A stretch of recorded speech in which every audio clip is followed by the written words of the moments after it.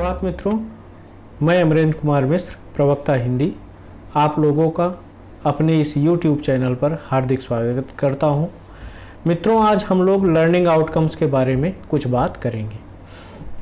मित्रों, वैसे तो लर्निंग आउटकम्स का उल्लेख निःशुल्क एवं अनिवार्य शिक्षा अधिनियम 2009 में किया गया था, परंतु वहां पर इसे सम्यक रूप से परिभाषित नहीं किया गया था। इसको सम्यक रूप से परिभाषित करने का एवं कक्षानुसार लर्निंग आउटकम्स डेवलप करने का कार्य मानव संसाधन विकास मंत्रालय द्वारा एनसीईआरटी को सौंपा गया। एनसीईआरटी द्वारा राज्य एवं जिले स्तर के हितधारकों के साथ मिलकर एक दस्तावेज विकसित किया गया, जिसका नाम प्रारंभिक स्तर पर सीखने के प्रतिफल रखा गया। जन सामान्य की प्रतिक्रिया को जानने के लिए इस दस्तावेज को सार्वजनिक किया गया और उनसे सुझाव एवं प्रतिक्रियाएं प्राप्त की गई। प्राप्त सकारात्मक सुझावों एवं प्रतिक्रियाओं को इसमें आमेलित किया गया और इस आमेलन के प्रतिफल स्वरूप इस दस्तावेज को अंतिम रूप प्रदान किया गया। फिर इस दस्तावेज को भारत के सभी राज्यों को यथावत स्वीकार करने अथवा वांछित परिवर्तनों के साथ स्वीकार करने के लिए प्रस्तावित किया गया और उत्तर प्रदेश में एससीईआरटी ने इस पर कार्य करके इसे प्रारंभिक स्तर पर शिक्षण संबंधी परिणाम के रूप में स्वीकार किया। हाँ, यहाँ पर यह बात ध्यान देने योग्य है कि लर्निंग आउटकम्स का हिंदी अनुवाद एनसीईआरटी सीखने के प्रतिफल के रूप में स्वीकार करती है, जबकि एससीईआरटी इसका अनुवाद शिक्षण संबंधी परिणाम के रूप में करती है। अनुवाद के इस स्तर पर आप लोग भ्रम की स्थिति में ना रहें। लर्निंग आउटकम्स, सीखने के प्रतिफल एवं शिक्षण संबंधी परिणाम तीनों एक ही अवधारणाओं को अभिव्यक्त करते हैं। अब इसके पश्चात हम लोग स्टेप बाय स्टेप यह देखेंगे कि लर्निंग आउटकम्स है क्या, इसकी आवश्यकता क्या है, किसके लिए है। सबसे पहला बिंदु तो ये बनता है कि लर्निंग आउटकम्स क्या है। एक्चुअल में लर्निंग आउटकम्स को दो तरह से समझा जा सकता है, एक उसके व्यापक अर्थों में, एक उसके संकुचित अर्थों में। जिस तरह से आप लोग आज तक पढ़ते समय, पढ़ाते समय शिक्षा की परिभाषाएं देखते हैं, ठीक उसी तरह से लर्निंग आउटकम्स की भी परिभाषा है। व्यापक अर्थों में जिस प्रकार शिक्षा जीवन पर्यंत चलने वाली एक अनवरत प्रक्रिया है, मनुष्य अपने संपूर्ण जीवन में सदैव कुछ ना कुछ सीखता रहता है, उसी तरह से लर्निंग आउटकम्स भी अपने व्यापक अर्थों में प्रयुक्त होता है। व्यापक अर्थों में किस प्रकार से, आप लोगों ने बुनियादी शिक्षा का नाम सुना होगा। महात्मा गांधी, डॉक्टर जाकिर हुसैन इत्यादि विद्वानों ने इस पे काम किया है। डॉक्टर जाकिर हुसैन जी ने एक बार महात्मा गांधी जी से पूछा कि बापू, आप ये बताइए कि ऐसा क्या हो जाए कि आप समझेंगे कि बुनियादी शिक्षा सफल हो गई, ऐसा क्या प्रतिफल आ जाए तो आप जानेंगे कि बुनियादी शिक्षा सफल हो गई। तो गांधी जी ने कहा कि अगर आप किसी बच्चे से ये प्रश्न पूछते हैं कि हमने 3 रुपए में 1 दर्जन केला खरीदा और उसके बाद 6 रुपए में उसे बेच दिया, तो बच्चा भले यह ना बता पाए कि कितना लाभ हुआ, कितना हानि हुआ, लेकिन अगर वो बच्चा ये कह देता है कि आपको जेल होनी चाहिए क्योंकि आपने आवश्यकता से ज़्यादा मुनाफा कमाया है, तो मैं समझूंगा कि हमारी बुनियादी शिक्षा सफल है। अब यहाँ पर एक व्यापक अर्थों में जो है उन्होंने शिक्षा के संदर्भ में बात की, ठीक इसी तरह से हमारा लर्निंग आउटकम्स भी है। आपने अभी कुछ दिन पहले तक या संभवतः अभी तक हाई स्कूल में प्रकाश का अपवर्तन पढ़ाया जाता है। प्रकाश का अपवर्तन पढ़ाने का तरीका क्या है? अध्यापक आता है, अपवर्तन बताता है कि जब प्रकाश की किरण एक माध्यम से दूसरे माध्यम में जाती है तो अपने मुख्य मार्ग से विचलित हो जाती है। इस घटना को प्रकाश का अपवर्तन कहते हैं। फिर उसके बाद वो उसका अगला नियम बताता है, sine I upon sine R बराबर 1n2, और इसके बाद इस पर आधारित वह कुछ आंकिक प्रश्न सॉल्व करवा देता है और बात खत्म हो जाती है। तो व्यापक अर्थों में लर्निंग आउटकम्स यहाँ पर प्राप्त नहीं होते हैं। अगर बच्चे को आपने अपवर्तन पढ़ाया और बच्चे की ये समझ में आ गया कि वह जब प्राइमरी पास आउट करके जा रहा है या हिंदी मीडियम से अंग्रेजी मीडियम की स्कूल में जा रहा है और वहाँ पर जाने पर भले ही वो अपने विद्यालय का टॉपर रहा हो, लेकिन जब वो दूसरे माध्यम में प्रवेश कर रहा है तो वहाँ पर उसकी टॉपर की स्थिति जो है वो अपरिवर्तित नहीं रहेगी, बल्कि वह परिवर्तित होगी। और इस परिवर्तित हुई स्थिति में वह इस बात को समझ सके कि जो मैं हिंदी मीडियम से इंग्लिश मीडियम के स्कूल में आया हूं और मेरी प्रथम स्थिति परिवर्तित होती है, यह कोई मेरे साथ की अकेली घटना नहीं है। वास्तव में निर्जीव तक में ये घटनाएं होती हैं। जब कोई एक माध्यम से दूसरे माध्यम में जाता है तो अपनी मुख्य मार्ग से थोड़ा सा विचलित होता है और इस बात को वह इन अर्थों में ग्रहण कर सके और ग्रहण करने के बाद उसे अपने जीवन में ढाल सके, अर्थात वह डिप्रेशन या किसी अन्य मनोवैज्ञानिक समस्या से ग्रस्त ना हो। तब आप सोचिए कि आपने लर्निंग आउटकम्स प्राप्त किया है। इसी तरह से अगला उदाहरण चलती रेल से नीचे उतरने का उदाहरण है। आप जड़त्व का सिद्धांत पढ़ाते हैं कि जो वस्तु जिस अवस्था में रहती है उसी अवस्था में रहना चाहती है और उस अवस्था से यदि उसकी अवस्था को बिगाड़ने का प्रयास किया जाता है तो उसका विरोध करती है। अब बच्चा जो है चलती ट्रेन से उतरने के और इसके बाद आपने एक उदाहरण दिया कि जब आप चलती ट्रेन से उतरते हैं तो अगर चलती हुई ट्रेन की दिशा में मुंह करके उतरते हैं तब तो सफलतापूर्वक उतर जाते हैं, और अगर चलती हुई ट्रेन की दिशा में नहीं उतरते हैं तो आप जो है गिर सकते हैं या आपको चोट लग सकती है। अब अगर इस बात को तो उसने समझ लिया, लेकिन इसके साथ ही साथ वह इस बात को भी समझे कि जो व्यवस्थाएं बनी हुई है, जो सिस्टम चल रहा है, उस सिस्टम के साथ ही हमें चलना है। अगर हम उसके विपरीत दिशा में चलने का प्रयास करेंगे तो हम गिर सकते हैं, हमें चोट लग सकती है। अगर वह इस बात को भी समझता है तो समझिए कि आपने अपना लर्निंग आउटकम्स अचीव किया है। इसी तरह से इतिहास लेखन का उदाहरण है कि बच्चे को आपने पढ़ाया कि 1191-1192 में तराइन का युद्ध हुआ, उसमें राजपूतों की पराजय हुई। इस पराजय को वो मात्र एक इतिहास की घटना की तरह से ना समझे, बल्कि वो इस तरह से समझे कि पराजय के कारण ये थे कि राजपूतों के बीच में आपसी मतभेद थे, एकता का अभाव था, और अगर हम भारत के लोग आपस में एकता का भाव नहीं रखेंगे तो हम भी भविष्य में पराजित हो सकते हैं। अगर वह इस बात को समझता है और देश की एकता के लिए काम करता है, इसी तरह से वह अपने परिवार, अपने समाज, अपने राज्य की एकता के लिए काम करता है, तो समझिए कि आपने लर्निंग आउटकम्स अचीव किया है। ये अर्थ है आपको लर्निंग आउटकम्स के व्यापक संदर्भों में लर्निंग आउटकम्स का क्या अर्थ होता है, ये मैंने आप लोगों को स्पष्ट करने की कोशिश की है। इसके साथ ही साथ लर्निंग आउटकम्स का संकुचित अर्थ में भी प्रयोग किया जाता है। संकुचित अर्थ में क्या प्रयोग होता है? संकुचित अर्थों में लर्निंग आउटकम्स समय सापेक्ष, कक्षावार, विषयवार निर्धारित हुए अधिगम प्रतिमान या बेंचमार्क हैं जिन्हें संबंधित विद्यार्थियों द्वारा प्राप्त किया जाना होता है। इसमें देखिए आपकी स्क्रीन पे दिख रहा होगा, थोड़ा सा बोल्ड भी किया हुआ है, समय सापेक्ष। समय सापेक्ष से क्या तात्पर्य है? आज के समय के सापेक्ष, मतलब आज हमने कुछ लर्निंग आउटकम्स तय किए हैं, हो सकता है भविष्य के 10 साल बाद यही लर्निंग आउटकम्स ना रह जाए, इनसे उच्च स्तर के लर्निंग आउटकम्स डेवलप हों, वो बच्चों द्वारा प्राप्त किए जाने हों। तो सबसे पहली बात है कि समय सापेक्ष है अभी इस समय के लिए। दूसरी चीज कक्षावार। कक्षावार से तात्पर्य है कि प्रत्येक कक्षाओं के लिए ये अलग अलग है। कक्षा 1 के लिए अलग है, 2 के लिए अलग है, 3 के लिए अलग है, 4 के लिए अलग है। और अगला बिंदु है विषयवार, मतलब हिंदी के लिए अलग है, अंग्रेजी के लिए अलग है, गणित के लिए अलग है। इन अर्थों में ये अधिगम प्रतिमान है या बेंचमार्क है। बेंचमार्क का मतलब होता है एक प्रतिमान स्थापित कर देना कि यहाँ ये हमारा स्केल है, यहाँ तक हमें पहुँचना है।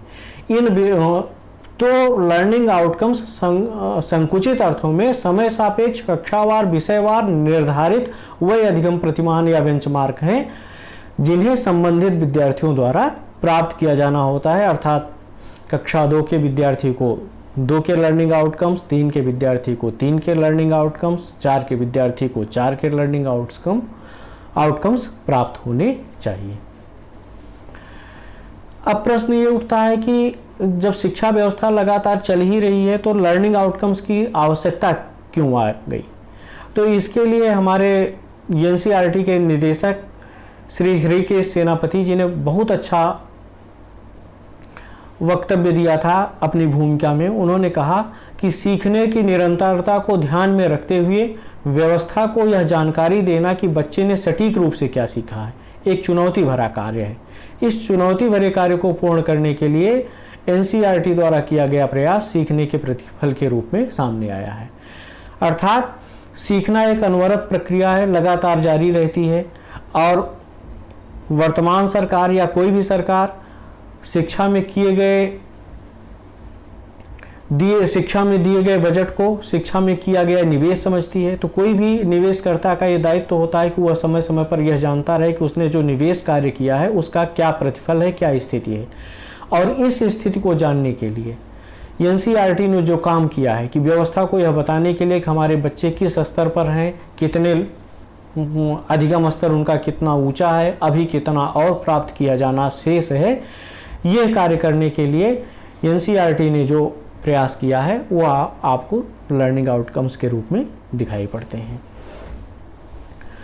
अगला मुद्दा है कि लर्निंग आउटकम किसके लिए। इसके लिए हमारे मानव संसाधन विकास मंत्री, भारत सरकार के पूर्व मंत्री श्री प्रकाश जावड़ेकर जी ने कहा था कि यह दस्तावेज सीखने के प्रतिफल प्रारंभिक स्तर पर शिक्षकों, शिक्षक प्रशिक्षकों एवं शैक्षिक प्रशासकों के लिए, शैक्षिक प्रशासकों के साथ साथ माता पिता के लिए है। अर्थात यह दस्तावेज जो है शिक्षकों के लिए है, शिक्षक प्रशिक्षकों के लिए है, शिक्षक प्रशासकों के लिए है और उनके साथ ही साथ बच्चों के माता पिता के लिए है। शिक्षकों के लिए किस रूप में है ये? देखिए, आप लोगों ने 2 नाम सुने होंगे, एक विंडो शॉपिंग और एक ऑनलाइन शॉपिंग। विंडो शॉपिंग होती है कि हमारा कोई उद्देश्य नहीं होता है, हम मार्केट में घूम रहे होते हैं, चीज़ों को देख रहे होते हैं, अगर उनमें से हमें कोई चीज़ अच्छी लगती है तो हम उसको खरीद लेते हैं, ले आते हैं घर पे।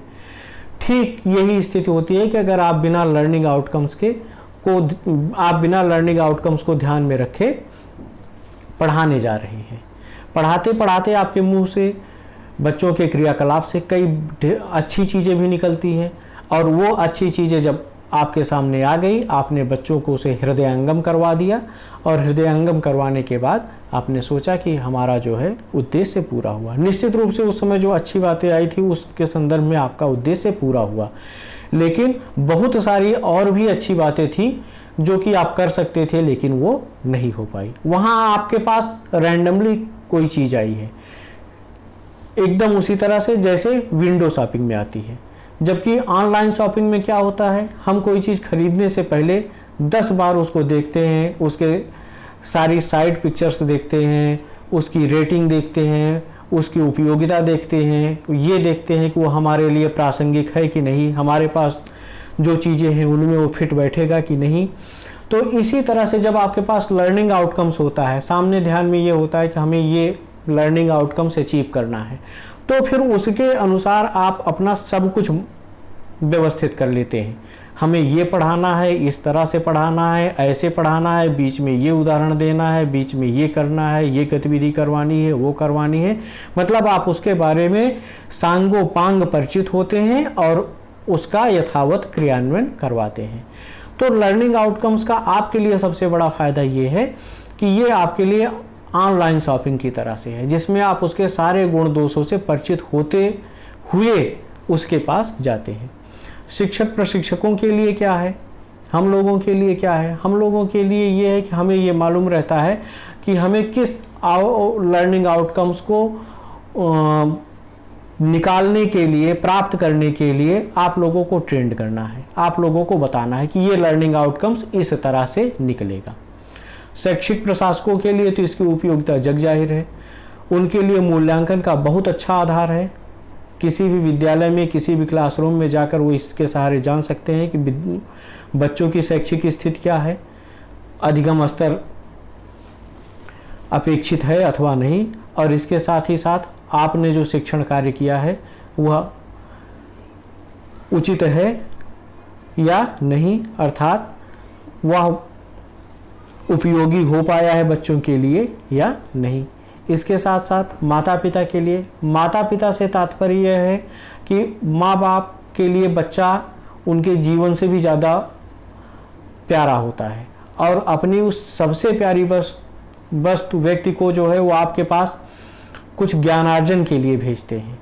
तो उनका यह बिल्कुल जानने का अधिकार बनता है कि उनका बच्चा जो 6 घंटे या 8 घंटे आपके विद्यालय में समय दे रहा है, उस समय में उसे क्या सीखना चाहिए, और जो सीखना चाहिए वह सीख पाया है या नहीं।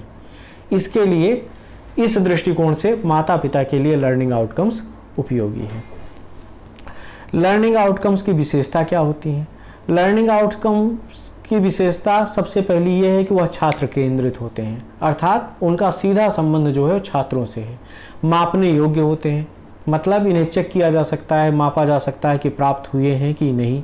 छोटे होते हैं, आकार में छोटे छोटे वाक्यों के रूप में लिखे जाते हैं।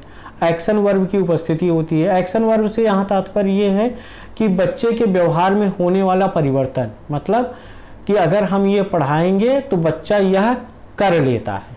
बच्चा उचित आरोह अवरोह के साथ कविता का पाठ कर लेता है, तो ये कर लेता है जो है, यही इसी से तात्पर्य यहाँ पर एक्शन वर्ब से है। यह विषयवार होते हैं, अर्थात हर विषय के अलग अलग होते हैं।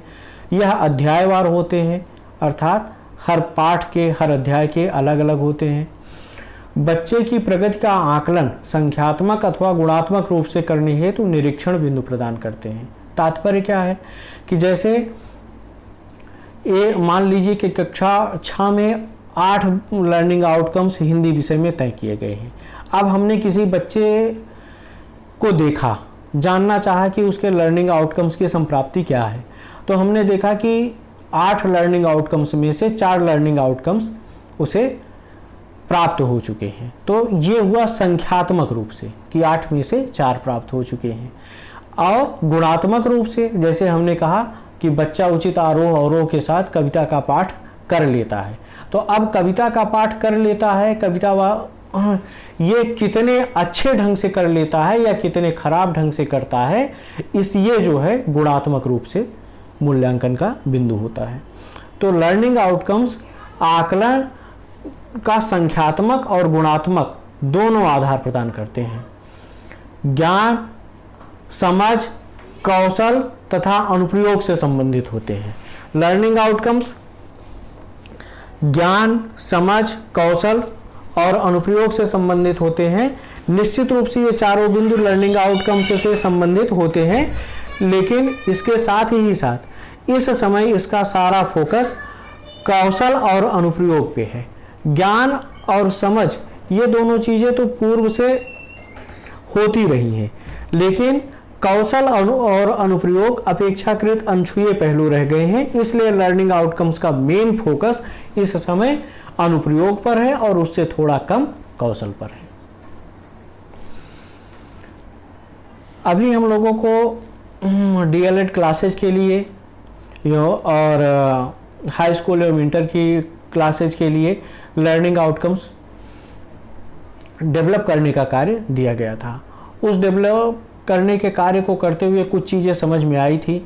आप लोग भी जानिए कि हो सकता है भविष्य में आप लोगों को भी ऐसा अवसर मिले कि आप लोगों को लर्निंग आउटकम्स डेवलप करना पड़े, तो आप उसको लिखने का तरीका जान लीजिए। सबसे पहली बात है कि इस बात पर केंद्रित रखें, विषय, अध्याय, प्रकरण का अध्ययन कर लेने के पश्चात छात्र क्या कर सकने के योग्य हो जाएगा। जैसा भी पहले मैंने कहा कि आपने जो कुछ पढ़ाया है उसके बाद बच्चे के भीतर क्या करने की क्षमता आ जाएगी। आपने जो पढ़ाया है उसके बाद बच्चा जो है कविता का सस्वर वाचन कर लेगा।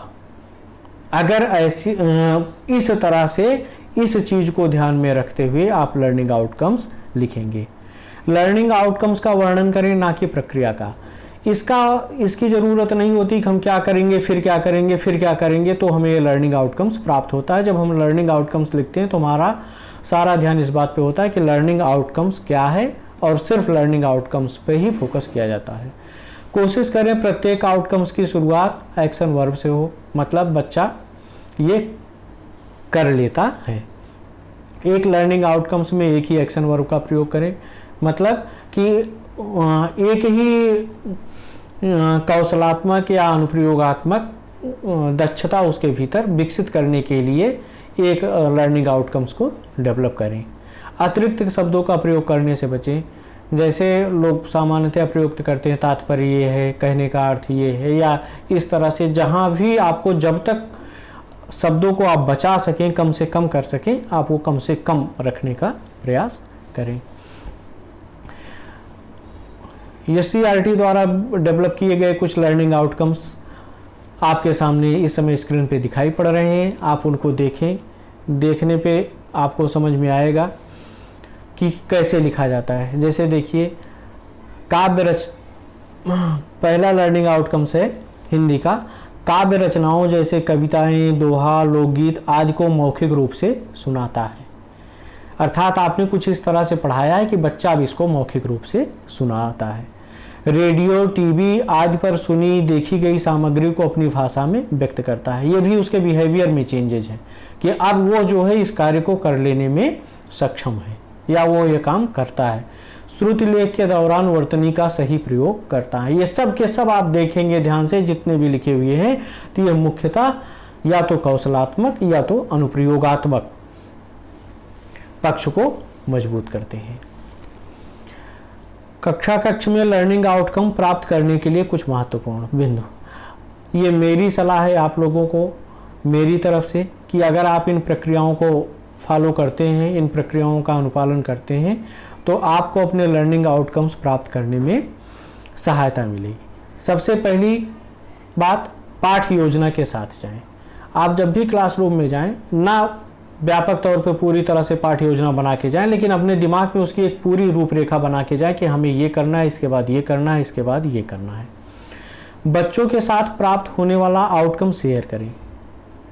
तात्पर्य यह है कि आज के अध्यापन के बाद बच्चों के भीतर कौन से ज्ञान, कौशलात्मक अथवा अनुप्रयोगात्मक दक्षताएं उसके भीतर आ जाएंगी, वह क्या कार्य कर सकने में सक्षम हो जाएगा, इस बात का उल्लेख आप बच्चे के साथ अवश्य करें। एक बात कही जाती है कि हम सबसे ज़्यादा तब सीखते हैं जब हमें यह मालूम होता है कि हम क्या सीखने जा रहे हैं। तो इस बात को आप ध्यान में रखें कि बच्चे को यह अनिवार्य रूप से बताएं कि आज के क्लास के बाद उसके भीतर क्या परिवर्तन आ जाएंगे। एक छोटा सा उदाहरण बताऊं, हमारे यहाँ के अंग्रेजी प्रवक्ता ने जब नया नया ज्वाइन किया तो उन्होंने अपनी शुरुआती क्लासेस में कहा कि मेरे अध्यापन के बाद आप लोग जो है अंग्रेजी बोलने में सक्षम हो जाएंगे। मैं बता नहीं सकता हूँ कि उस समय बच्चों के भीतर कितनी जिज्ञासाएं थी और कितनी उत्सुकता रहती थी उनका क्लास लेने की। तो आप लोग भी इसी तरह से बच्चे को आप ये बताएं कि उसे आपकी क्लासेस के बाद क्या प्राप्त हो जाएगा। वार्म अप करवाने के पश्चात ही अध्यापन कार्य करें। प्रायः ऐसा होता है कि बच्चे जो है शारीरिक रूप से क्लासरूम में उपस्थित होते हैं लेकिन मानसिक रूप से विद्यालय में उपस्थित, अपनी कक्षाओं में उपस्थित नहीं होते हैं। ऐसी स्थिति में आप उनसे कोई आसान सा सवाल पूछिए, ऐसा सवाल पूछिए जिसका उत्तर देने में हर बच्चा अपने आप को समर्थ महसूस करे। जब बच्चा उस प्रश्न का उत्तर देने की कोशिश करेगा तो वह शारीरिक रूप के साथ ही साथ मानसिक रूप से भी क्लासरूम में उपस्थित होगा, और जब वह मानसिक रूप से भी क्लासरूम में उपस्थित होगा तो आपको अपना लर्निंग आउटकम्स प्राप्त करने में सुविधा होगी। प्रारंभ में कुछ ऐसे प्रश्न अवश्य पूछे जिनका उत्तर प्राप्त करने की जिज्ञासा छात्र के भीतर पूरे वादन भर बनी रहे। शुरुआत में पढ़ाते समय ही आप कुछ ऐसे प्रश्न अनिवार्य रूप से बच्चों से पूछ लीजिए जिसका उत्तर वो जानने की कोशिश, जिसका उत्तर पाने की जिज्ञासा उनके भीतर हमेशा बनी रहे। मतलब उन्हें ये लगना चाहिए कि हो सकता है अगला दूसरा वाक्य, अगला तीसरा वाक्य उनके इस जिज्ञासा का उत्तर देगा, इस जिज्ञासा को शांत करेगा। अगला बिंदु है वादन पूर्ण होने से पहले क्लास वर्क अवश्य करवाएं। जब आप पढ़ा रहे हो तो आपका पीरियड पूर्ण हो उससे पहले ही आप जो है उनसे क्लास वर्क भले ही एक प्रश्न 2 प्रश्न किसी न किसी रूप में अवश्य करवाएं। उससे क्या होगा कि बच्चे को यह महसूस हो जाएगा कि अभी नहीं तो थोड़ी देर बाद हमें क्लास वर्क करना पड़ेगा, इसलिए बेहतर है कि हम अध्यापक की बात ध्यानपूर्वक सुनते रहें। और जब बच्चा आपकी बात ध्यानपूर्वक सुनने के लिए तैयार रहेगा तो आप अपने लर्निंग आउटकम्स को प्राप्त करने में सफल होंगे। आज उन्होंने क्या सीखा है यह उन्हीं के शब्दों में व्यक्त करवाएं। आज आपकी क्लास पूर्ण होने पर उनके भीतर क्या परिवर्तन आया है, उन्होंने क्या नया सीखा है, या उन्हीं की शब्दावली में आप जानने का प्रयास करें। आप जब यह जानने का प्रयास करेंगे तो आप पाएंगे कि यह आपके पढ़ाए हुए कार्य का असेसमेंट होगा कि आपने बच्चों को क्या पढ़ाया है, क्या उद्देश्य लेकर पढ़ाया है और बच्चे उससे कितना समझ पाए हैं, कितना सीख पाए हैं, यह आप जान पाएंगे। और जब आप यह जान पाएंगे कि पढ़ाने में या उनके सीखने में कहाँ कमी रह गई है तो आप निश्चित रूप से उसे अगले दिन पूर्ण भी कर पाएंगे। होमवर्क अवश्य दें और छात्र को उसे स्वयं करने के लिए प्रेरित करें। बच्चों को गृह कार्य अवश्य प्रदान करें और इस बात के लिए सदैव प्रेरित करते रहें कि बच्चा गृह कार्य स्वयं करके आए, ना कि अपने माँ बाप भाई बहन की सहायता से। क्योंकि जब बच्चा गृह कार्य स्वयं करके आएगा तो आपको पता चलेगा कि बच्चे के सीखने में कहाँ समस्या रह जा रही है, और जब आपको समस्या पता चल जाएगी तो निश्चित रूप से आप उसका समाधान करने में भी समर्थ होंगे और लर्निंग आउटकम्स की संप्राप्ति हो सकेगी। अंत में इस उम्मीद और आशा के साथ मैं अपनी वाणी को विराम देता हूँ कि आज तक हम लोगों ने अपने इस वीडियो में जो कुछ अभी सीखा है उसे अपने क्लासरूम के आखिरी बेंच पर बैठे हुए अंतिम बच्चे तक ले जाने की कोशिश करेंगे और इसका प्रतिफल हमारे क्लासरूम के बच्चों के अधिगम स्तर में गुणात्मक वृद्धि के रूप में दिखाई पड़ेगा। धन्यवाद।